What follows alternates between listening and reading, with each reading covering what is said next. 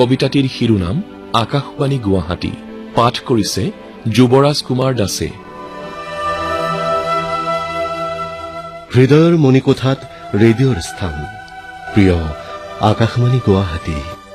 অসমৰ সাহিত্য সংস্কৃতি জনজীৱনত বিয়পি আছে অনাবিল খ্যাতি। আকাশবাণী গুৱাহাটীৰ শুভ আৰম্ভণি 1948 চনৰ 1 জুলাই। ভূপেন হাজৰিকা, পুৰুষোত্তম দাস আৰু কত বৰেণ্যৰ পবিত্ৰ কৰ্মঠাই। প্ৰতিদিন পুৱা 5:30 শুভাৰম্ভ প্ৰভাতী অধিৱেশন। বন্দনা শুনি ভক্তিৰসেৰে জীপাল হওঁ, দিনটোলৈ পবিত্ৰ হয় দেহ মন। মুকুতামালাত পাওঁ নৈতিকতাৰ পাঠ আৰু জীৱন যুঁজৰ সমল। বিদ্যাৰ্থী অনুষ্ঠান, জ্ঞান মুকুতাৰ ভঁৰাল।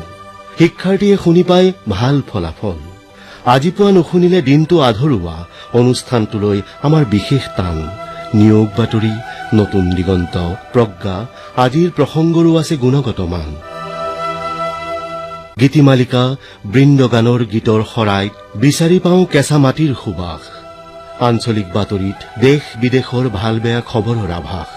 চিত্ৰগীত, অকণিৰ মেল, কৃষি জগত, ৰূপালী লহৰ, আইদৰ বুলনি, নাটক, কথিকা, কল্পতৰু কৃষি কথা, দেওবাৰৰ ৰংচৰা, স্মৃতিৰ দিনলিপি, আবেলিৰ বেলি, জ্ঞান বিজ্ঞান, বড়ো কাৰ্বি অনুষ্ঠান, ঘোষক ঘোষিকাৰ দৰদী কণ্ঠ, অমাতৰ মাতত যেন অমিয়া বান। উপন্যাস পাঠ আৰু সাহিত্য চৰাই, বিলাই গল্প কবিতা সাহিত্যৰ ৰস। ফোন ইন কল্পতৰুত ফোন কৰি কৰি সংযোগ নাপায় হাতৰ আঙুলি অৱস।